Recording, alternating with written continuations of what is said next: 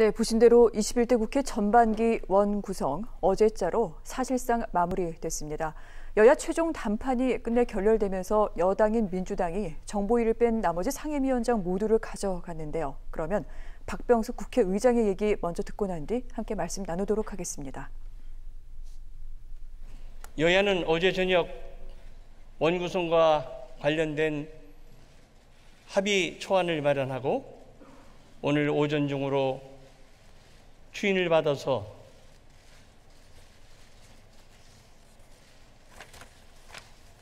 효력을 발생하기로 합의했었습니다. 그러나 야당은 오늘 추인을 받지 못했습니다.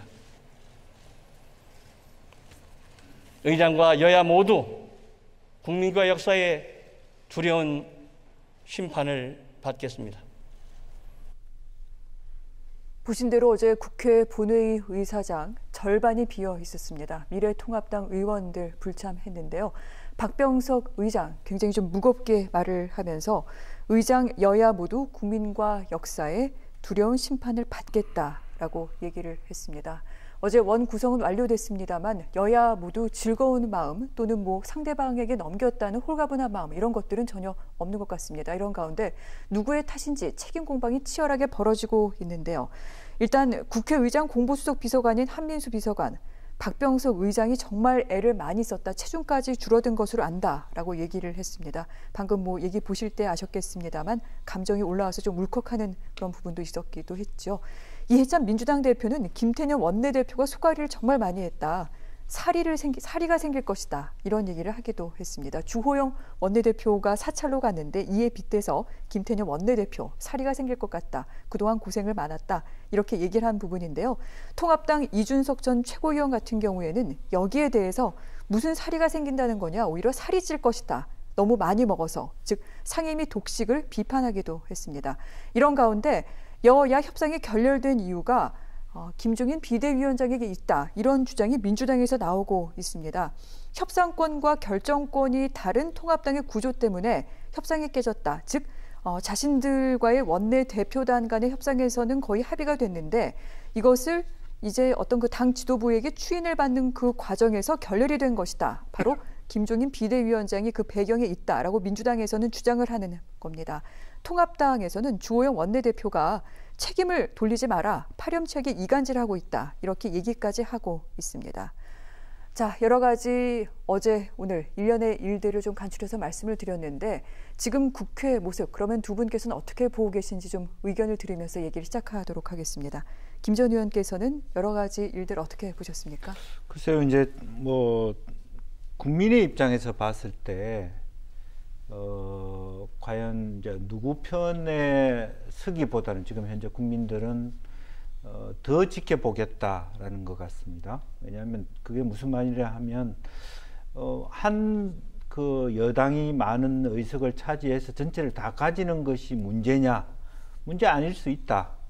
그렇지만 또 한편으로는 그동안의 관행을 지키는 것도 나쁜 것은 아니다. 이 두 가지 가치가 있는 것이고 두 가지 가치가 완전히 이것을 선택하면 저것이 나쁜 것이고 그런 것이 아니기 때문에 실제로 한편으로서는 조금 더 슬기롭게 합의해 갔으면 좋겠다는 생각을 하는데 그렇지 못해서 아쉽다라는 것이고요. 그래서 지금 현재 당장은 후폭풍이 있지는 않을 겁니다. 다만 여당은 여당대로 다 가져간 만큼 다 가져가서 도대체 뭘 하려고 가져갔느냐, 그 뒤에 어떤 일을 하느냐가 이제부터의 평가가 될 거라고 보여집니다. 그러니까 누가 18개를 다 가져갔다가 평가의 문제가 아니라 다 가져가서 어떤 일을 할 것이냐라고 하는 부분이고, 또 한편으로는 또 야당은 야당대로 더 반성을 해야 될 것이, 실제적으로 그럼에도 불구하고 야당을 정말 말하자면 현재 여당이 독재 구조라고 보는 사람이 별로 없다는 거예요. 야당이 하는 워딩 자체의 체감이 아직 없다는 측면이죠. 그러니까 국민 자체가 지금 이 상태가 별로 그렇게 관심이 있는 거 아니다라는 측면에서 오히려 한편으로는 더 야당이 실리를 더 챙겨서야 되지 않느냐, 원활하게 하면서도.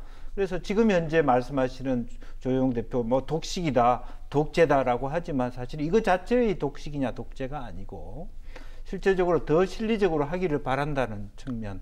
그러니까 더 객관적으로 여야 모두를 다시 한번 그렇게 해서 그다음에 네. 뭘 할 거냐를 보고 있다. 저는 그렇게 봅니다. 그렇군요. 국민들은 민주당에게 박수를 보내는 것도 아울러 또 통합당의 말대로 뭐 독재라는 부분에 있어서 동의하는 것도 아닌 현재 지금 어떻게 할 것인지 지켜보고 있는 중이라는 부분 여야가 모두 좀 엄중하게 받아들였으면 좋겠습니다. 현 전 의원께는 이 부분이 좀 궁금한데 좀 여쭤볼게요. 김종인 비대위원장이 정말 이번 안을 협상안을 결렬하게끔 했을까요?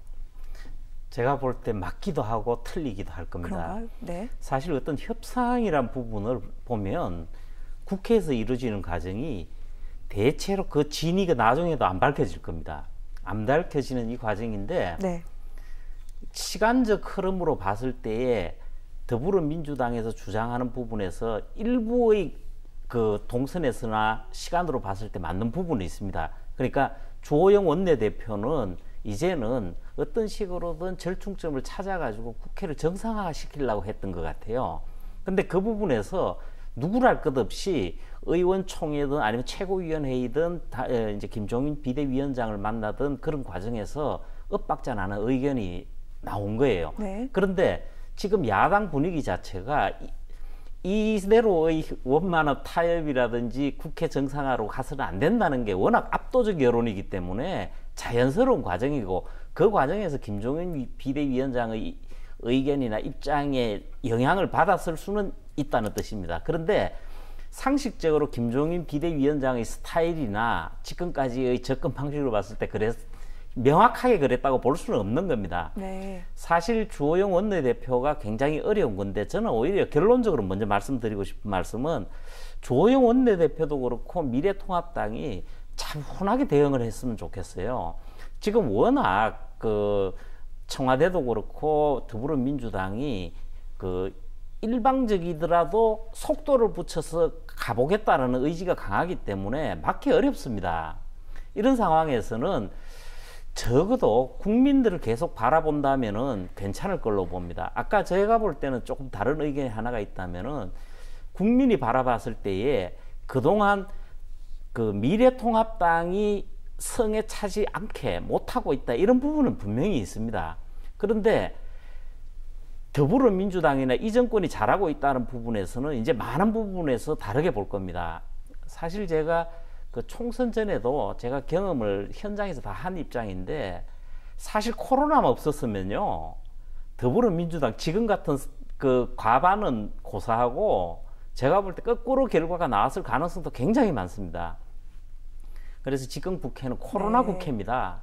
이 부분을 청와대도 그렇고 특히 더불어민주당은 인식을 해야 되는 것이고 또 그리고 결과는 어쨌든 나왔으니까 대응은 하되 지금처럼 저렇게 하는 상황 하에서는 민심을 바라보면서 차분하게 가졌으면 좋겠다. 그 입장입니다. 네. 현 전 의원의 말씀대로라면 지금 코로나 이후의 상황은 상당히 엄중한 것만큼은 분명한데 어떻게 보면은 또 통합당 입장에선 그 부분을 조금 중시하지 못한 게 아닐까 이런 생각이 잠깐 들기도 합니다. 자, 그렇다면 국회 과연 이대로 가는 걸까요? 지금 애매하게 재협상 얘기가 조금씩 스며 나오기 시작했습니다. 왜냐하면 어제 이제 민주당에서 상임위원장을 17개 상임위원장 선출을 완료했는데 여기에 이름을 올린 몇몇 인사를 놓고 여러 가지 말이 나옵니다. 도종환, 이계호, 진선미 전 장관들이었죠. 장관을 지냈던 의원들이 상임위원장을 맡은 부분 그리고 예결위원장을 한 번 했던 정성호 의원 물론 뭐 1년밖에 안 해서 다시 한번 예결위원장을 맡았다 뭐 이런 얘기가 있긴 합니다만 이 부분이 향후에 상임위 협상 카드가 될 수 있다 이런 얘기가 나오고 있습니다. 바로 여권 관계자 핵심 관계자라고 저희가 말씀을 드리고 누구인지는 말씀드릴 수 없습니다만 이런 얘기를 했다고 합니다. 통합당의 전향적인 제안에 언제든지 문이 열려 있다. 과감한 재협상이 가능하다. 이에 대해 성일종 통합당 의원 비대위원으로 또 비대위에도 들어가 있죠. 여당에 달려 있다. 힘없는 야당이 무엇을 할 수 있겠느냐라고 그렇게 얘기하기도 했습니다. 자, 여야 어떤 그 말의 뉘앙스가 조금 애매한 부분이 있는데 어떻게 해석할 수 있겠습니까? 제가 볼 때는 네. 지금 이 순간에는 더 중요한 게 미래통합당의 인식이고 자세일 것 같아요. 네. 아까도 말씀드렸지만 정부 여당에서 강공으로 가겠다는 방침은 이미 서 있고 다 가버릴 겁니다. 그리고 지금 103석 의석으로는 지켜내기는 어렵습니다. 그런데 이럴 때일수록 뭐 차분한 자세 모습 제가 말씀드렸습니다만은 사실 한번 복귀를 할 필요가 있습니다. 2008년 18대 국회 때 지금과 따져보면 여야가 서로 바뀌었을 뿐이지 그때 당시에 지금의 이제 야당인 미래통합당이 그때 당시에 지금의 여당과 의석 차이가 72석이 났습니다. 지금은 74석이고 차이가 없는 거예요. 네. 그렇지만 이렇게 하지를 않았습니다. 그리고 지금 각종 신기록을 세우고 있습니다. 사실 상임위원장을 독식하는 이런 부분도 지금 뭐 35년 만인데 거기에다가 상임위원들을 강제로 배정을 했거든요. 이건 나중에 두고두고 큰 문제입니다. 제가 볼 때는. 그래서 이런 부분은 우리 1948년 재헌국회 생기고 또 처음이고 또 아까 말씀하신 부분 문제인데 장관을 한 분들이 상임위원장을 할 수 있는 겁니다. 그리고 의원 내각제에서는 당연하고 뭐 우리도 여러 번 있어 왔던 일입니다. 그런데 문제는 뭐냐면은 도종환 위원장과 이제 이계호 위원장인데 이분들 같은 경우는 장관을 했던 부처가 각각으로 보면은 문화체육관광부 장관을 했는데 문화체육관광위원회 위원장으로 오고 그리고 농림축산식품부 장관을 하고 농림축산식품해양수산위원장으로 온 거란 말이에요. 이거는 뭐냐 하면은 이전에 소관 부처의 장관을 하고 최고 책임자를 하고 또 국회직까지 맡기 때문에 우리가 흔히 말하는 이따 또 말씀드릴 기회가 있으면 드리겠습니다. 지금 이 국면에서 제일 문제가 뭐냐 하면은 여야 대치도 있지만 그 뒤에는 청와대가 있다는 문제거든요. 그런 것처럼 또 이 부분이 일방적인 모습을 보여주는 또 한 사례인 겁니다. 이런 부분들이 민심이라는 큰 바다든 강이든 호수든 우리가 그 관점에서 보면은 하나하나 사여가는 겁니다. 그리고 이제 더불어민주당에도 그런 부분의 접근이 필요합니다. 더 이상 이런 식으로 자꾸 가다가는 나중에 더불어민주당이 오히려 퇴로가 없을 수 있습니다. 퇴로라는 말씀은 사실은 통합당 내에서도 얘기가 나왔던 바 있기도 한데요. 그리고 저는 무엇보다도 한 번요 나중에 국민의 지지를 잃으면은 저는 그렇게 오래 걸린다고 보지를 않습니다. 그렇게 되면은 정말로 어려울 겁니다. 아, 그렇군요. 아니 미래통합당이든 야당에서 아니 다 반대를 할 수 있는 입지를 다 만들어 준 거지 않습니까? 지금 현 전 의원께서는 이 국회 상임위의 민주당 독식 등등 이 부분 청와대와 또한 거대 여당의 일방적인 독주 너무 지나치게 속도를 내고 있는 모습이고 부메랑이 돼서 자신들에게 향해 올 수도 있다. 이 부분에 대해서 좀 경고를 하신 내용인 것 같습니다. 현실적으로 그렇다면 국회 운영 계속 이렇게 가게 될까요? 재협상 여지는 전혀 없는 걸까요?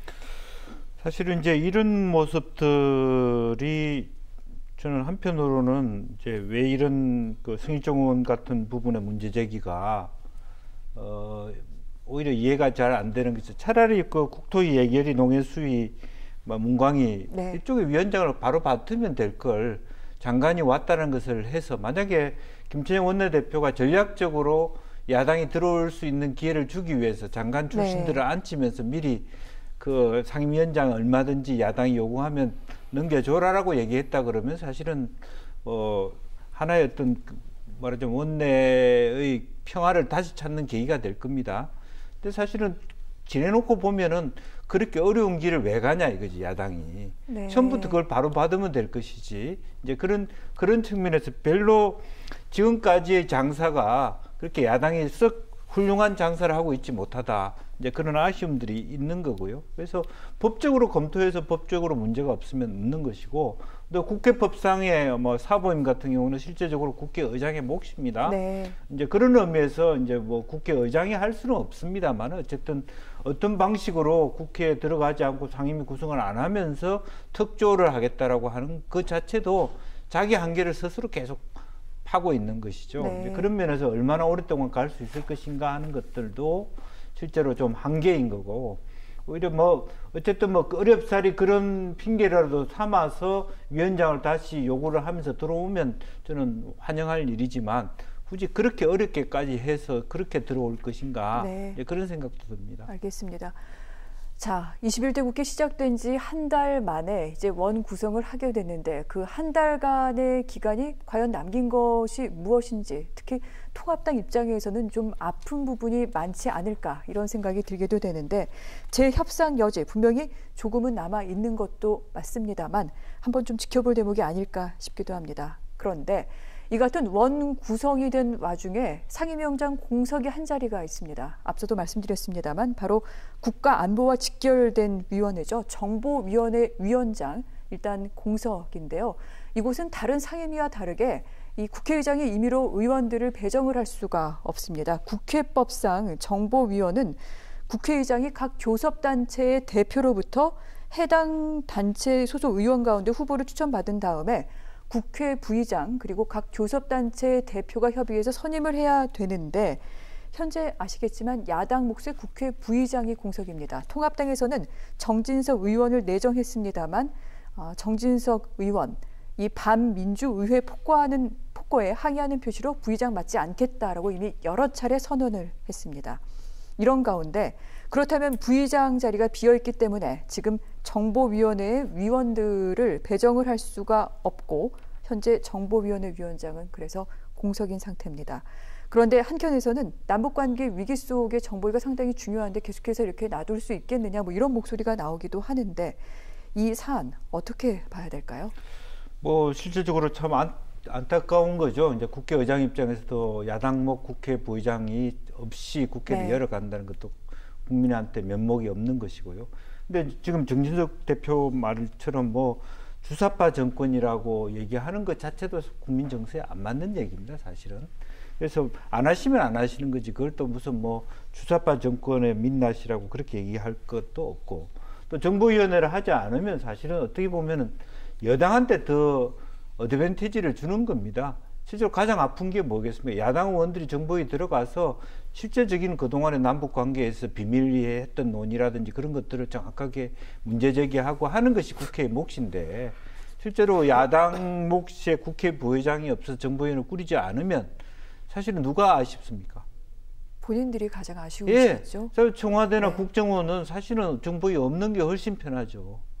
그러나 국민들 입장에서는 정보위 있어야 되고 어쨌든 국회라는 권한 그대로 가지려면 네. 아프지만 말하자면 정진석 의장님이 내가 여러 가지 정말 명분이 없지만 국가 안보를 위해서 그야말로 그때 그런 얘기를 할 수 있어요. 이 주사파 정권을 정확하게 우리 대한민국의 정권으로 가져오기 위해서 내가 국회 부의장을 해서 말하자면 정보위를 구성하겠다. 그렇게 가시는 것이 훨씬 국가를 위한 애국의 길이지. 네. 뭐 주사파 정권의 민낯을 보기 때문에 정보위 뭐 국회 부의장이 안 한다. 그게 언제까지 가겠습니까? 저는 그런 의미에서 좀 잘못됐다. 오히려 상임위를 다 하면서 실력 있는 질의를 통해서 미래통합당이 국민에게 사랑받는 것이지 지금 현재 국민들이 전혀 그렇게 뭐 사랑을 받지 못하면서 막 독재 정권처럼 견제해 가는 것 자체가 국민들이 원하는 바는 저는 아니다. 그런 의미에서 상당히 프레임을 잘못 짜고 있다. 저는 그렇게 생각하고 있습니다. 그렇군요. 지금 통합당은 그래서 부의장도 없고 상임위원장도 전혀 없는 제1야당으로 현재는 남아있는 상태입니다. 이런 가운데 사실 정보위원회, 민주당이 계속해서 비워놓을 것 같지는 않습니다. 국회의장도 그렇고요. 그러다 보면은 부의장 같은 경우에 계속해서 통합당에서 맞지 않겠다고 한다면 다른 당 몫으로 돌아갈 수도 있다. 뭐 이런 얘기도 뭐 일각에서는 흘러나오는 것도 같습니다. 그렇게 되면 통합당 괜찮겠습니까? 제가 볼 때는 뭐 네. 무슨 문제냐는 부분으로 말씀드리고 싶습니다. 네. 조금 더 큰 틀에서 볼 필요가 있습니다. 국가 전체의 틀은 제가 볼 때 대통령과의 관계에서 견제와 균형을 하라고 생긴 게 국회입니다. 원래 생긴 게. 지금 그런 부분에서 더불어민주당이 네. 3차 추경하고 공수처 처리하기 위해서 이 강행을 하는 거 아니에요. 그러니까 이런 비판을 결국은 받게 될 겁니다. 그런 점에서 제가 그렇게 미래통합당에서 답답해할 네. 부분은 없다는 것이고, 그리고 이제 중요한 부분인데 예산이나 법률 재개정 문제가 있는데 이런 부분도 마찬가지입니다.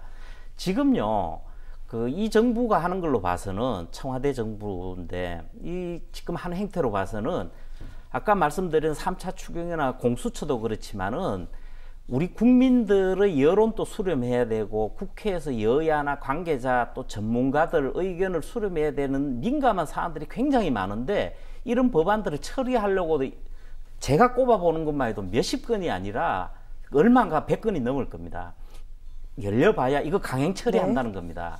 그래서 이런 강행 처리하는 그리고 또 그렇게 하려는 더불어민주당에 대해서 경고 메시지가 분명히 필요합니다.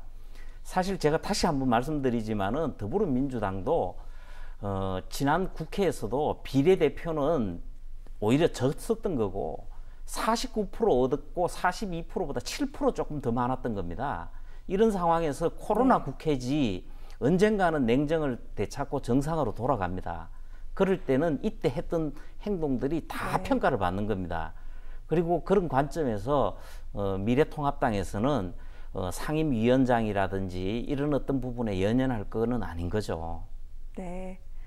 자, 국민 40%의 지지를 받았던 당인 만큼 그 부분이 국회에 반영되지 않았다는 부분에 대해서 굉장히 좀 강하게 비판을 하셨습니다.